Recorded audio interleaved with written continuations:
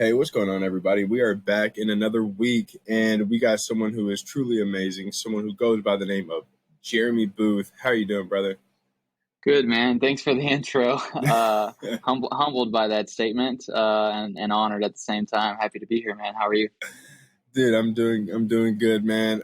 Now I constantly think every time I introduce somebody.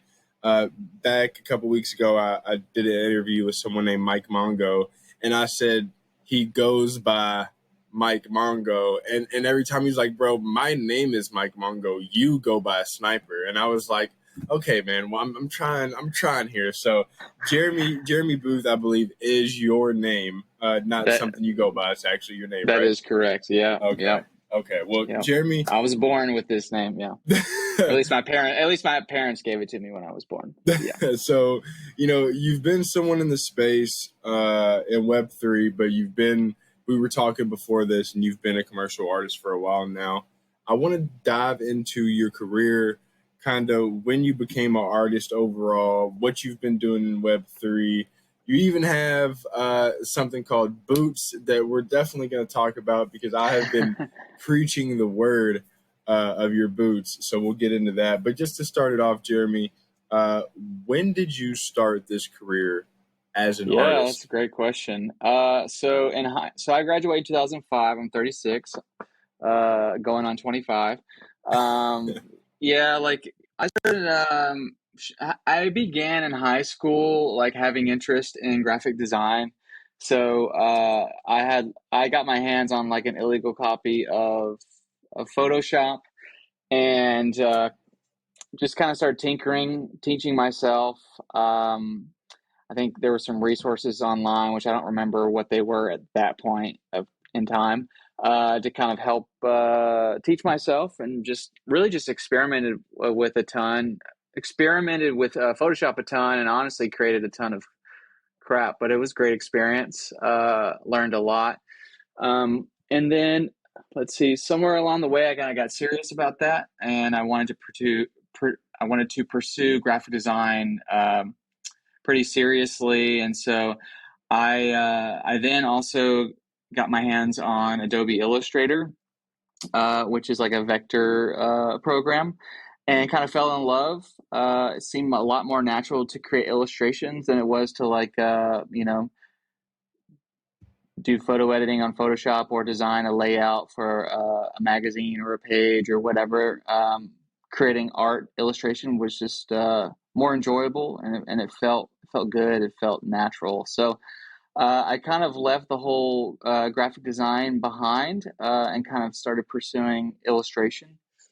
And as I kind of like dug deeper into like the commercial illustration space, I kind of recognized that a lot of the top people in the space at that time all had like a distinct style and voice. And so I kind of took that and went on this journey, if you will, and tried to find, what my voice was, what my artwork would look like. I knew the tools that I was using, and started to become very familiar with that. So, how could I use the tools that I was using, and build on that to kind of, you know, find what my artwork would look like and feel. And so I went on this journey, and actually about that time, I was in a coffee shop, and, kind of working on some illustration stuff, tinkering around, and I had a seizure, full grand mal seizure. Yeah. And out of nowhere, grandma, meaning like fully unconscious on the floor, like doing the deal. And so I was working at a hospital at the time, and I couldn't work there anymore because I was a liability to my patients. If I were to seize while, helping a patient, we all go down, and they're elderly. It could hurt, it could severely damage them and do harm. And I couldn't drive anymore. You have to be seizure free here in Kentucky for 3 months before you can drive. And so I was like working in the hospital, trying to discover my artistic voice, and then boom, this happens.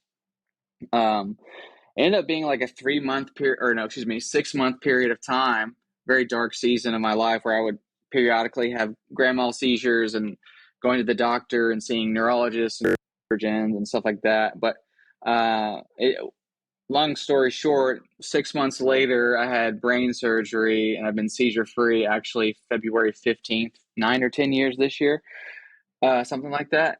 But during that time, like, art illustration kind of became a distraction for me. Like, all these terrible things were happening to me, and I kind of was able to like kind of focus inward and focus at the task at hand, if you will, to find my voice, and in hopes that like once I do and I can kind of create enough work that I can be picked up and represented by an illustration agency, because that was my goal at the time. I wanted to be represented by an agent, and I knew in order to do that I had to have my own style and my own voice. So yeah, I came out of that dark season of time. I had a body of work style that I was pursuing, um, and I populated my website. Had a whole new portfolio, and about a month or two in, I got an email, and I got my first representation to an agency in France. And so yeah, in Paris. And then about 3 to 6 months later, I got picked up by another agency, and they represent me in North America and the UK. And so beyond that, they basically were the ones to assist me in getting jobs and helping with negotiations for new clients coming in or showed interest in hiring me. Um, and so along that period of time, professionally, for about 10 years, I worked with clients like Apple and Warby Parker and Robinhood and bourbon brands. Like there's a mural downtown Louisville that I worked on with Rabbit Hole, and the list goes on and on. And I did that for about 10 years. Well, I guess technically that was like 9-ish years or so. And then I got a job. I decided I wanted to leave freelance. And I got a job at Coinbase for about a year and a half. And unfortunately got laid off this past June. But while I was there, February of 2021, I minted my first NFT. So, and I've been here ever since. So, Damn. Well, fuck, Jeremy. You've been this artist for a while. I can't lie to you, bro. Whenever I first got the chance to see you, um, and even now when talking to you on here, easily thought you were maybe 21, 22 no, years yeah, old. yeah, no, I get that a lot. Yeah, yeah, Yeah, yeah. my I'm an man old looks man. super. My man looks super young, Let's go. which Honestly, is I'm starting awesome. to feel it now. Like 36, I'm starting to have knee pains. I'm like, what is going on? But I mean, yeah, even at 26 for me, it's like the other morning I got up and like my leg did this thing, and I was like, hold on, let's chill out a little bit there, man. I'm yeah, hearing things pop that I didn't know could pop, and facts. I was Yeah. like, damn, I'm only 26. But Jeremy, your art is super sick, bro. Thank you. I appreciate that. I've reached out to you in the past, and Jeremy is super humble, super kind, super welcoming, and he's not someone that's like gatekeeping his style. I was very shocked to anytime I reach out to an artist and they're just so open to help, it always catches me by surprise because I don't really know how this stuff works. So I always assume people are like, this is my stuff. I can't tell you. But it's actually the complete opposite. Now, with your work, I notice a Western theme, a lot of cowboys, stuff like that. I think I've asked you this question before. How could we categorize your style of work? What would we call that? I would say, well, I haven't always done like Western themes. For the longest time, like pre NFTs and NFTs, like my style was always the same, but the subject matter wasn't always the same. It would kind of vary, and so I've kind of shifted, not just to a subject matter as well as like my style. And so I know that like Western art has a great history. It's not really prevalent in this space, or wasn't at the time when I started. My wife and I love visiting the West. There's something kind of sexy about a cowboy, something I'm not, but something that I deeply respect. Uh, like, I'm saying, like, for example, yeah, I'm not going to go into that, but yeah, it's just something fun that I really love to draw. And so, but to answer your question, I think I would probably call it like Western noir. The focus being like, the West, with like, deep shadows, high contrast is probably what I would probably call it. I mean, whatever we want to call it, man, I would say it's pretty damn beautiful. Thank you. Anytime I see your work, I'm just like, damn, Jeremy is turning up. And there's other people that have, I guess you could say, similar styles in the sense of it being like vector or Hmm. whatever. I guess Or that's how I minimal would, art, I guess you could say. yeah, Yeah. or minimal. But yours just kind of sticks out, man, and it's really cool because as someone who loves doing art themselves, I have a hard time calling myself an artist, but as someone who really enjoys art, I always felt like having your own unique style or a way that someone could look at a piece of art and be like, "Oh, Jeremy did that. That's a Yeah. Jeremy Booth piece." I Yeah. always thought that was super important, and now it's a discussion that I'm having with people. Some people feel it is important, some people feel like it isn't. But in this case, I mean, I feel like it's helped you and others really get that recognition and stick out versus other people. Here in Kentucky, since you did say that earlier in the chat, I can go ahead Hmm. and confirm that we are both in Kentucky. What has it been like for you? Like, does does Kentucky have any play on your work? Do you find it like harder to create while in Kentucky? And I only ask you that question because as someone who's trying to create in Kentucky as well, there's really not that much for me to like look at, or maybe it's just me. I feel like there's not a lot of inspiration. What about yourself? I mean, I think there's a lot of great people here creating cool stuff. And I think to a certain degree, there's connection there because at the end of the day, like, both parties, myself and whoever, I might be speaking on, can connect through art. And I think there's a lot of connection there, just the people that I know. I think the challenge does begin to occur when, anything NFT related, because most of those people aren't in that space. And so that can get a little bit challenging because art is one aspect of the space, but and a mutual connection between me and people in Louisville or Kentucky rather. But it kind of falls off, once you kind of bring in the NFT side of things. So uh, I'd say that's why it's important for the online community. And then my buddy, my buddy Nico, he's here in town as well. Him and I chop it up every day, just with different ideas and stuff. So, yeah, he has a really great pulse on the NFT space. So, but yeah, it is hard to connect as artists in the space, especially for me because I work for myself. And so sometimes I feel like I'm kind of just a hermit because I'm, in my office all day. But and subject matter not being fully amongst, like, in the desert, for example, like, so I try to go out to my wife and I were in Arizona and Utah in the desert. Was it this past November? So we try to usually go out there a couple of times a year, and so just constantly documenting, getting some inspiration that way. So yeah, it is challenging. I mean, obviously it is horse country. It's a different type of horse country, horse racing, not necessarily like ranching type of horses or that sort of thing. But yeah, I mean, Kentucky's home, so that's where I'm at. I mean, it's definitely home. I wish I was someone. I enjoy horse racing. I enjoy betting on horses, just like the next man here. I wish that was my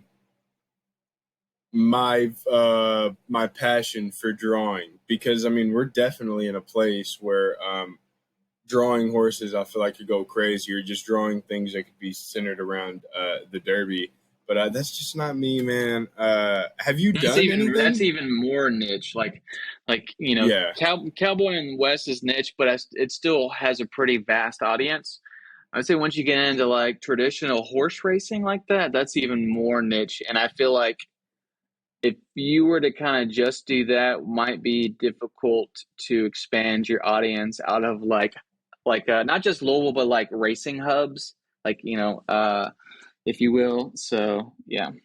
No, you're absolutely right, bro. And I think that's just the Churchill Downs in me, like really thinking like, oh yeah, this is like some huge thing, and it's like, man, it's not just Kentucky. Let me not just say that, but it's like this is like the mecca of like horse racing. I feel Yeah. here, so I always think of stuff like that. But let's jump into what you're doing now. You know, you've done the NFTs.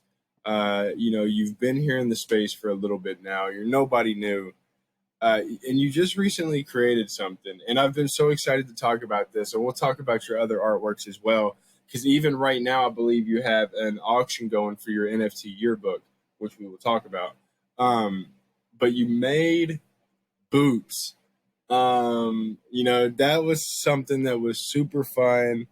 But I'll kind of let you describe it because I don't want to mess it Yeah. up. So, can you Yeah, tell sure. us what boots is? Yeah, so as you're well aware, there's been an open edition craze. Seems like it's kind of fizzling out at this point. But I kind of came to this thought, like, I think at that point, when right before I started working on boots, so about a month ago at this point, I kind of recognized, like, and I just had an auction, I think, and it was for a single edition piece, and it went for, I don't know, 4.5 or something like that ETH. And I kind of came to this realization. It's like, well, that's kind of expensive, and I think, like, not everyone can collect work from me. And so I also saw what Jack Butcher did, and he, with checks, like just $8. I was like, and kind of inspired by that, and I came to this thought, like, I don't want it to be free, but I also want it, I don't want it to be expensive. I just want it to be just something approachable that when someone buys it, it's enough money to feel like it's important, maybe, but also not where it's gonna feel too expensive, I guess. I don't know. And so I came up with this idea of, like, well, what's something that and then I was like, well, I should do an open edition.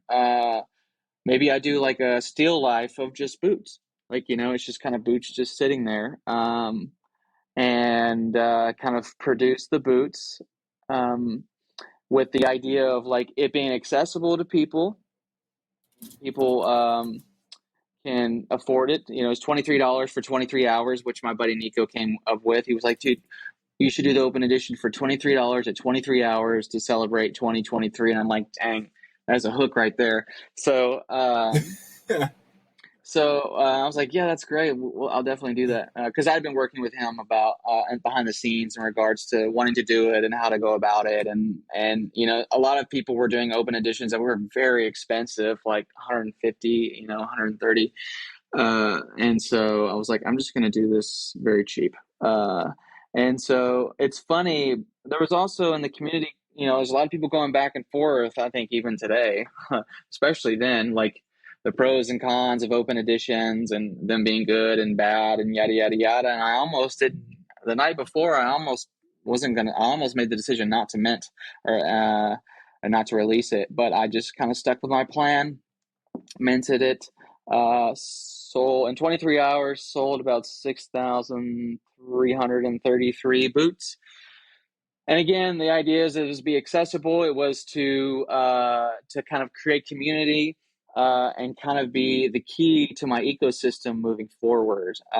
Didn't really know exactly what that meant fully as far as the key to my ecosystem. I just knew that I wanted to kind of expand or expound upon that as things progressed. I didn't really know how successful at the time that the release of Boots was going to be.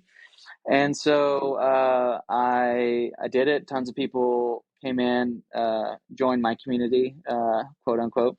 And so now moving forward, I made the decision publicly that Boots is the key or the access to folks being able to purchase my limited editions moving forward. So you have to own them. So we're doing a raffle on pre-mint, and we're also going to reward. There will be a percentage that we're going to reward top holders, which we haven't announced yet, and then the remaining will be a raffle. And so to that point, I'm doing an limited edition release at the end of the month. And you have to be a boots holder to participate. So, yeah, and also kind of shift, it's kind of evolving what it can be.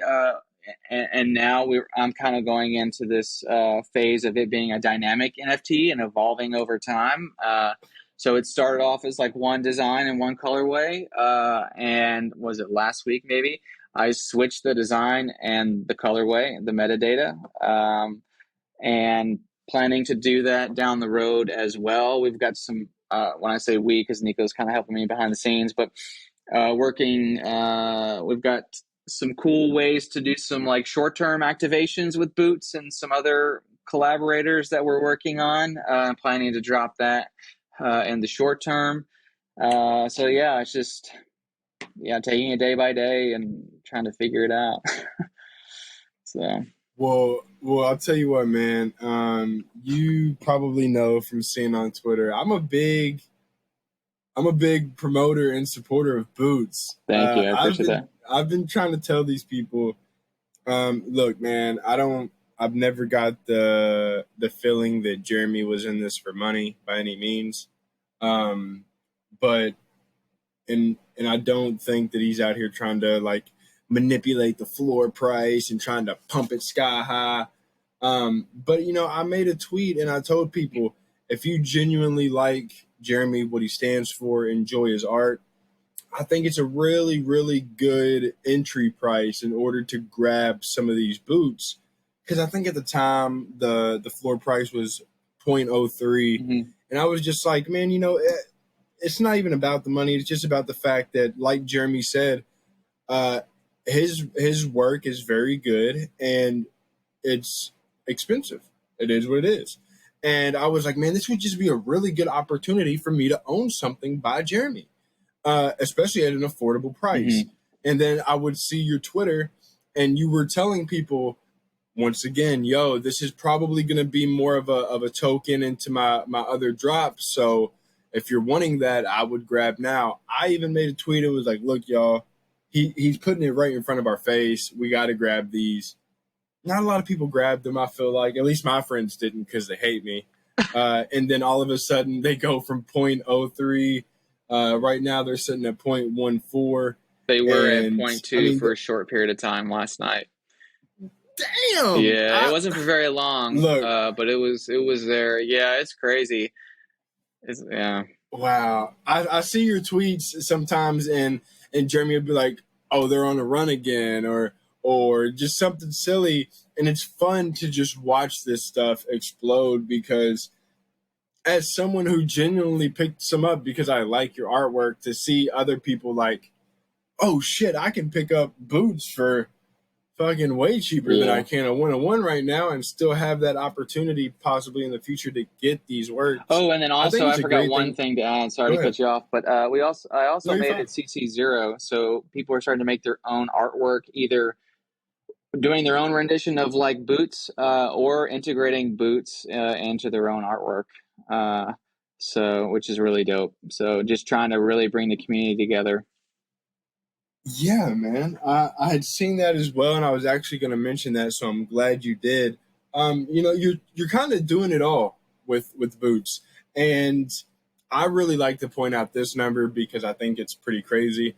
You've done 446 total volume in ETH, and I'm not gonna lie, that's over $500,000. It's crazy. That's a really big number. Very, very cool thing to look at. Well, and I would say too, like, I think, Go ahead. Yeah, sorry to cut you off again. I'm just kind of thinking about it as we're discussing it. It's like, it's really kind of blowing my mind in a lot of ways because I'm not trying to like offer some sort of like, that's one thing too. I was like, I don't want to do something that is like just gymnastics for folks where they feel like they got to just do all these things to burn this and do it. Like, and so I think it's really interesting and encouraging to see the success of boots, and and I hope that, and I think that it's not the end. I think there's plenty more to go here and to build upon without like with actually going against the meta in regards to like, you do an open edition. If you got if a ton were minted, then you got to go into this like burn situation, or you have to have this long roadmap. And to me, it's like my roadmap is my career. It's like I guess you could say in a lot of ways I'm the utility of this token, and it's kind of shifted not only as like an art token, but like a community token that kind of represents me moving forward. And so, I'm doing crazy numbers. There's people that are doing crazier numbers, but I'm just honored and humbled that like the success that it's had. And it's really just been about, in my mind, clearly everyone has their own motives, but the reason why I created was to create community and create art. And so, yeah, it's really cool. No, man, yeah, you're absolutely right. There are people out there that are doing more numbers, but the numbers that you're doing are no small task. And I love that uh, you're not someone who just like lets it power them. Like I can tell, like you're genuinely making art because you like being an artist and you want people to put it like whenever you was like, I didn't want it to be free, but I wanted it to be affordable. I wanted it to be something people could obtain. Like that felt right. I mean, I feel like that's right. And then as far as you being the utility, bro, I mean, I really like that. I mean, that's the truth too. I mean, it's just super cool to see people winning. And like I told Jeremy, it's not many people here in Kentucky, Louisville, especially that I know or have seen. For one, as an artist. For two, that even know the three letters NFT. So just to see him out here really winning, I think it's super deserved. Very dope to see. And bro, Thank you're at you. half a Thank you. million. I have no doubt in my damn mind you will be clearing that million mark, and more than likely that 1,000 ETH mark. And when you do, it'll be a super cool. You know what I'm saying? That'll be dope, man. Yeah. Yeah, I feel you. It's just interesting to kind of navigate the space because people's interests are so short. People lack patience. And so I'm hoping, it could be a roller coaster in that sense, but I think over time people will really kind of like understand the value that I'm trying to portray as an artist in the space. Someone came to me right when like all the influx of mints were coming in for boots, someone DM'd me and were like, just so you know, you're getting a lot of like traders coming into boots. And I told them, I was like, if that's the case, hopefully they come as traders and they stay as collectors, is what I told them. I'm like, I'm here to build a legacy and something long lasting. And that's why, like, and also I wasn't expecting so many tokens to be minted. And so, like, that's why I'm like being really strategic about not doing another open edition, having, throughout the year, having X amount of like limited edition drops, and how my cadence is with single editions and stuff as well. So just trying to not oversaturate, because I think I also want the value of whatever you collect of mine to have value, really. And so just trying to be mindful of my cadence as I release artwork moving forward, No, 100%. which has always been the case. But I'm like, I'm even more strategic and stern, I guess, with how I'm approaching it after boots. And you should be. You definitely should be because I mean, you're definitely gonna have those people um, that don't really give a damn about your artwork, are more in it for the aspect of flipping.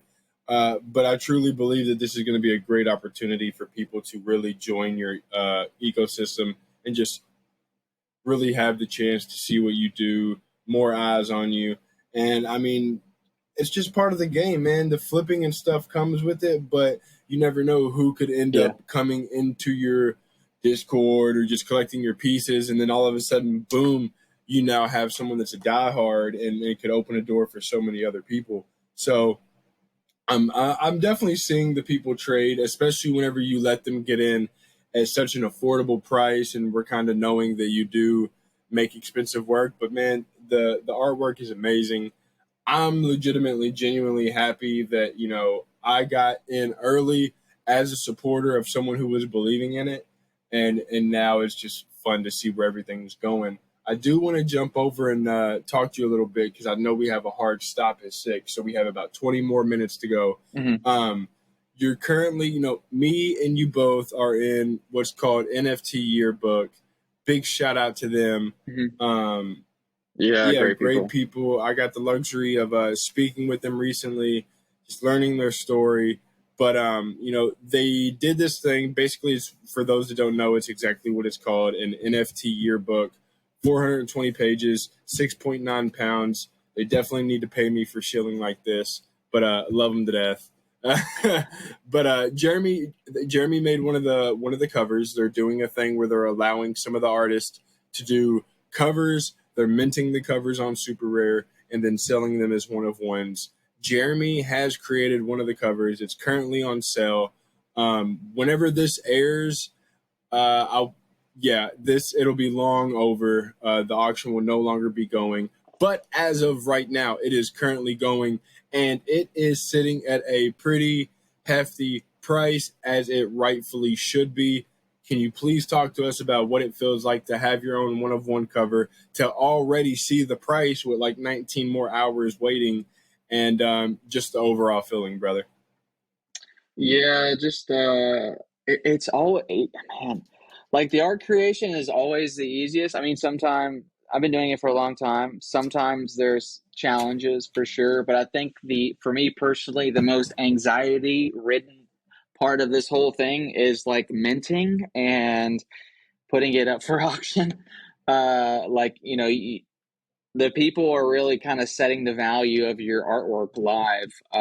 And so that is like, it's tough. This morning was a little rough for me in that sense. I was high on anxiety. My anxiety was high. But yeah, I mean, it's really great. 19 hours left to go. There's people that have shared with me that there are collectors that haven't even shown their hand yet that are planning on showing up. So I don't know. We could be a wild ride. We've got about 19 hours left. Either way, though, if it would just ended right now, I'd be grateful. So people are buying my art, so that's the important part. So just happy to be here. Yeah. Now, everyone that gets on here, I feel like is pretty damn humble. So I definitely got to toot Jeremy's horn, and hopefully you don't mind, Jeremy. But it's funny because Jeremy has these really cool ass glasses on right now, and I can see in your glasses, brother, that you have your computer screen is pulled up, and I can see that it's white. And it's funny because I am looking at your auction page. I'm looking at Super Rare right now as well, watching as we talk the reserve. I want to say Jeremy is the only person as of right now that has hit his reserve mark, whatever the hell it was. He has already met his reserve. The only person with current bids on his piece, and I say all Oh, from the whole collection? yeah, from Wow, the whole collection. crazy. And I say all that to say it's a really cool accomplishment. It's really cool to see. Um, I am someone who really enjoys your work, and to be able to look at this and know that people are genuinely out there trying to get your stuff. They're like, "Yo, I want this by Jeremy." It really means something to me.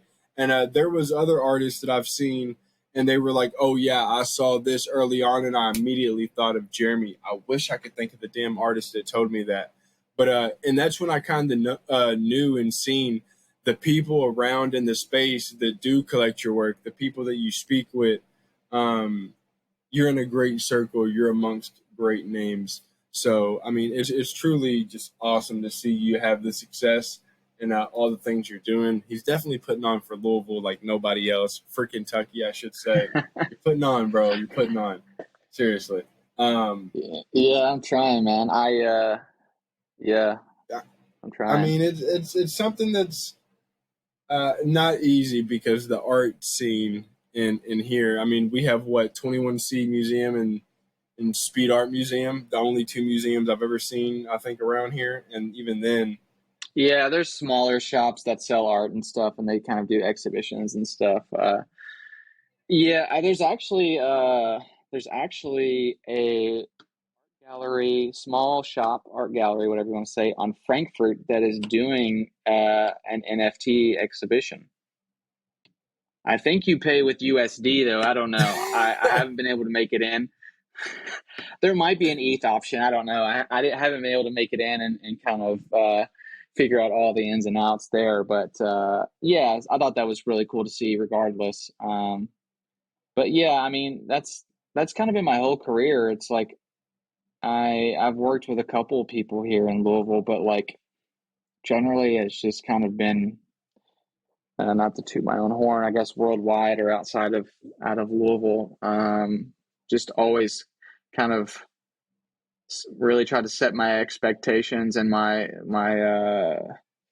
desires high, I think. Oh, absolutely. As far as how I want to proceed with my career and the art and the clients that I've worked for and stuff like that. So Damn, I'm so mad that this just came to my head because we have 15 minutes. So I'll ask this question, and then I got one more thing for you, and then we'll go over to the 5 questions. Have you created a horse here yet? Do you know what I'm talking about? oh, I did. Oh, yeah. No, I haven't. No, they'd have to wrap it. Like, for example, I've done murals here, but I just created the art. Hmm. Just for full transparency, I collaborated with artists, um, mural artists, to actually put things on the wall. With that, I could create. I could draw something, but someone else would have to paint it on there, or they'd have to wrap it. That would I still guess you be could wrap that would it. still be sick though, bro. And you're definitely someone. I don't know who the hell like controls that here. I think I heard one time that you have to buy the horse, and then they allow. And then sometimes I heard that it's Uh, like auctions, or it's like I don't know. It's really weird, but it would be super cool out of mm, for all people to see like you turn a horse into like something out of one of your scenes. That would be mm, freaking amazing. yeah. Now Thanks. I have 5 questions that I ask everyone on the podcast. Now, Jeremy, we're definitely going to have to bring you back in the future because we're only going to get Okay. like Sounds good, man. 45 minutes today total. And I definitely want to be respectful of your time. Before we go to the 5 questions, is there anything that you would like to mention or anything that you wish I would have asked? Please, now is the time to bring that up and mention it, just because I definitely want anything Yeah, working on to be said.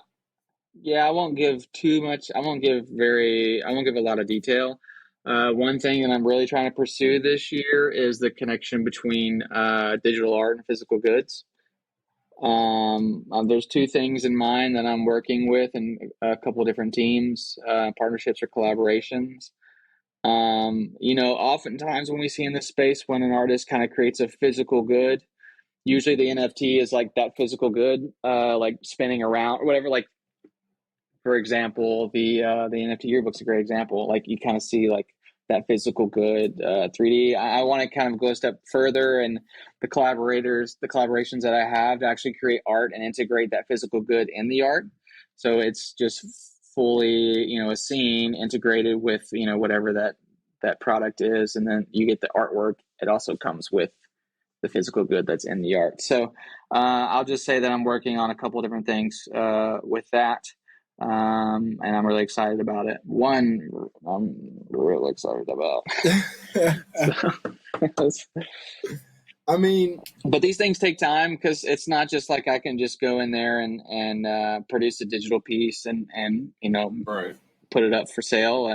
Physical goods are a different beast in and of themselves. So it's not necessarily something that's going to happen immediate, but again, I'm here for the long haul, and trying to build a legacy for myself and the artwork that I'm creating, whether it be digital or, you know, paired with the physical. So lots of cool things in the works, I think. Hell yeah, man. I mean, it definitely sounds interesting. It definitely sounds like you have this idea of things that you want to do. And for anyone out there, whether you're, I mean, it's odd to say, but in this space as an investor, or you just genuinely love art, I think this is a really good sign to hear from Jeremy that, this, like you said, he wants to create a legacy. This is him. This is something he sees long term.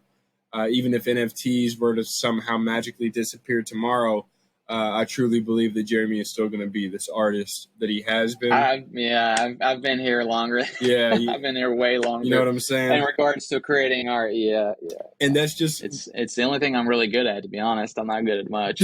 And that's ain't nothing wrong with it, man. That's your stuff, man. That's the art, and Yeah, yeah. that's what I tell people. Whether you love art genuinely or you're an investor, I definitely think you should be looking for those people that have been around much longer than NFTs themselves have. Because I mean, if they were to disappear, you still got the artist, and if you genuinely love the art, it's always going to be there. So, Right. Jeremy, we got the 5 questions. Number one might kind of interfere with what we just talked about, but it's It's all what right. is your goal in 2023? It could be as an artist, overall general statement, or NFTs, however you want to answer it. Yeah, I mean, goal for this year. That's a great question. I think continue to build my community, give value to boots holders moving forward, by way of creating more and meaningful and beautiful art, the best that I can, anyways. I think obviously, boots holders are kind of what I'm thinking about the most in regards to like limited editions and stuff like that. So, and hopefully collaborations as well, that I have. And so, yeah, just kind of being thoughtful about everything that I do, especially in regards to my community. Continue to create high craft art, and really stretch myself, especially like in the physical world. The digital meets physical, the fidgetal thing, whatever they say, where that you combine both. Yeah, so just kind of stretching myself in that regard. So I'd say that's probably my goal. Those things. Hell yeah, hell yeah. I'll keep it quick. If you could live anywhere in the world, where would it be? Man,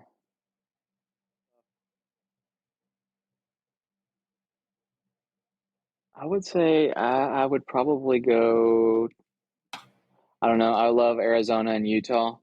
Not that, I mean, I could go there now, but it just makes sense with family to be here. So I'd probably say the West, as cliche as that sounds. But yeah, I mean, I also like the beach. Like, I don't know particularly what type. I haven't found a beach that I'd want to live at particularly, but I do like the beach. But hope that answers your question. No, definitely answers the question. It's funny to hear And you I say love the West. Louisville. I love Louisville. I think I've been here a long time. I lived in other places like LA, and stuff like that. But I've got great friends here. I love the restaurant scene. Yeah, so I also enjoy being here. Hey, I just want everyone to know listening that Jeremy is probably the only guest that will ever step foot on this podcast and say Louisville correctly. Everyone else is going to say Louisville or Right, right, Louisville, right. but it's oh good lord, Comes with the territory. it does, it Yeah, does. As soon as I heard him say Louisville, I was like, damn it, he's one of us. Um, yeah. what is your biggest pet peeve? Oh, oh gosh, dang! Should have been biggest pet peeve, and this is the only thing that came to my mind really quickly is like when people have no awareness of space, and you're like waiting in line for something and they just kind of like get in front of you. I'm like, that's kind of annoying. Like, are you just not aware that there's a line here? But that's cool. Enjoy it. So, I can tell that's the that only thing that came to my. I can tell it's That's the Matt, only thing man. that came to my mind. Like, I don't know. I'm sure I've got other ones that I just would have to dig deeper and try to figure out. But that's what came to my mind first. Dude, no. If there's something that triggers me, it's definitely standing in a line and then someone just blatantly just saying "fuck this line" and just and Yeah, it's like yeah, okay, cool, yeah, whatever. I guess we're yeah. doing that today. This is another good one. What do people uh, misunderstand about you most? Oh gosh. Misunderstand. I'm catching them off guard with the right hooks. Yeah, I got you. I got you. I got you. I think some people, they have this misunderstanding that like, you know, boots, for example, did really well, or all these pieces are going really high, and it's almost like I won the lottery. But the reality is I've been building and creating for a long time, constantly trying to build momentum and my brand in and out of NFTs. And so I think what a lot of people misunderstood, it's not actually necessarily a lottery, but it's a long time of hard work and commitment. So Yo, I mean, that's fucking. I do think people often think that it's just something that comes overnight. They're like, "Oh, he just made boots and now he's some millionaire," and it's like, "Nah, bro, you're totally so far off. It's unreal." lots of late nights, sacrifice. Yeah, Absolutely, man. yeah, Absolutely. yeah. To finish it off with a quick one, if you, it might not even be quick, but if you won $10 million tomorrow, what in the hell would you buy? Oh. Mm. I would probably, my wife and I have talked about buying a significant amount of land and building a home. Um, Smart. so we'd probably do that. And I'd probably buy a dope ass car. No, that's So, right. so yeah, maybe, as cheesy as this sounds, I love, G-Wagons. Those are pretty dope. I'm more of like a high performance, like SUV type of guy. Uh, BMW X6s are dope. The Urus is dope. Stuff like that. Something like that, Hell probably. yeah. You would catch me in a Cybertruck. Um, Super simple guy, especially here in Kentucky. I feel like $10 million, I could stretch that for three lifetimes somehow. Oh man, You know what I'm facts, saying? It's facts. Yeah, crazy.